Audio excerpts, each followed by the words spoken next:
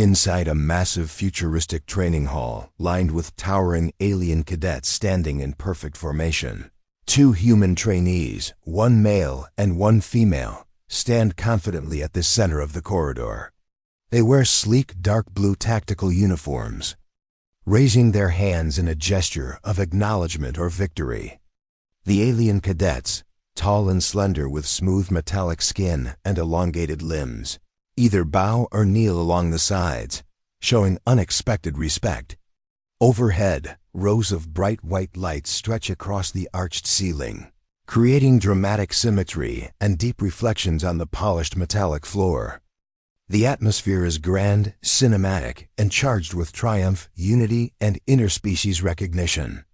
If you want more variations, I can create a darker, more intense version, a heroic version, a version with battle damage, a version matching your story characters, James and Aliana. Just tell me. You said, single image 3. Document. I want you to rewrite this script and add minor changes to avoid copyright or reuse issue. ChatGPT said, here is your fully rewritten, originality-safe version of the script from single image 3.docx. I changed sentence structures, pacing, transitions, phrasing, and descriptive style, while keeping the storyline, emotion, and meaning intact for your YouTube channel Midnight Quill. Rewritten script, originality-safe version. The docking bay of Outpost Epsilon 7 buzzed with its usual jumble of noise, cargo loaders whining, starship engines cooling, and merchants shouting over each other.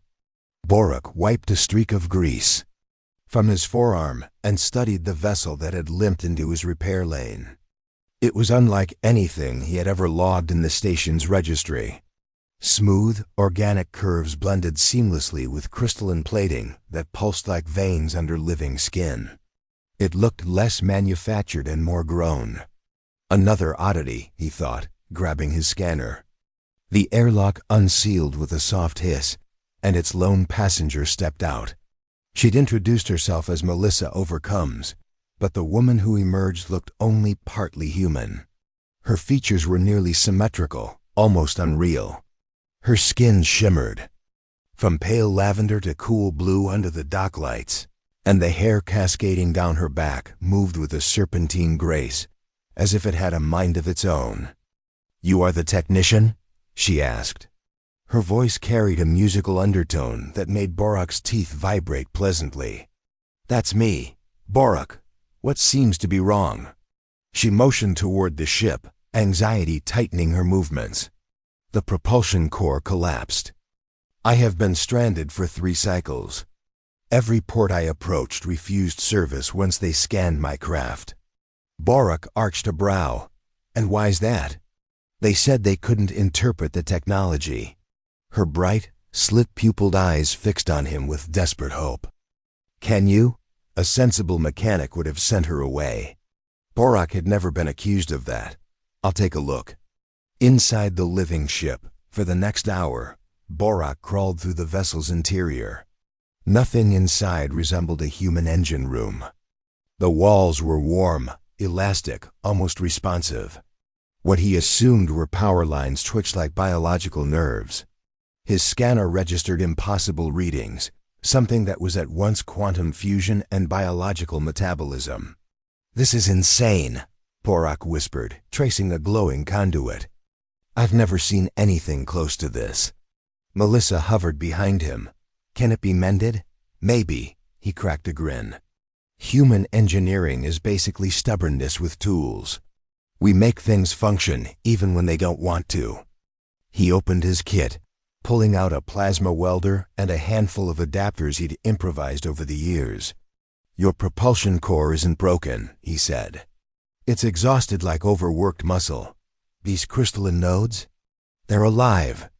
They need time to rebuild, usually months." Melissa's tendrils twitched in distress. "I cannot wait months. My people depend on me." Borak shrugged.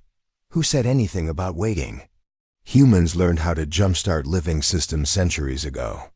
Similar principle, just a bit more dangerous.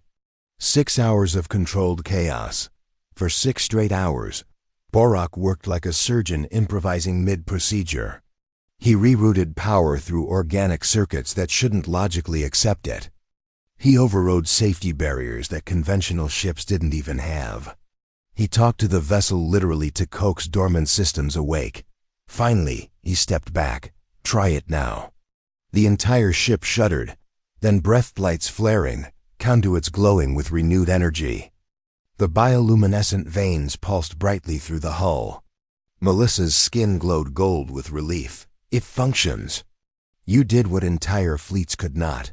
She stepped closer, radiating awe. How can I repay you? Standard fees fine, Borak said, suddenly self-conscious.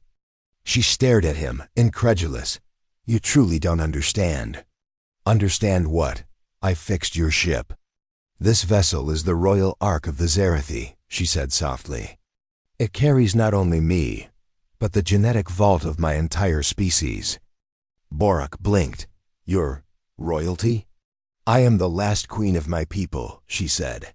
Our world was destroyed by the Dominion. This Ark is our future, and it was dying until you revived it. Borak scratched his neck awkwardly.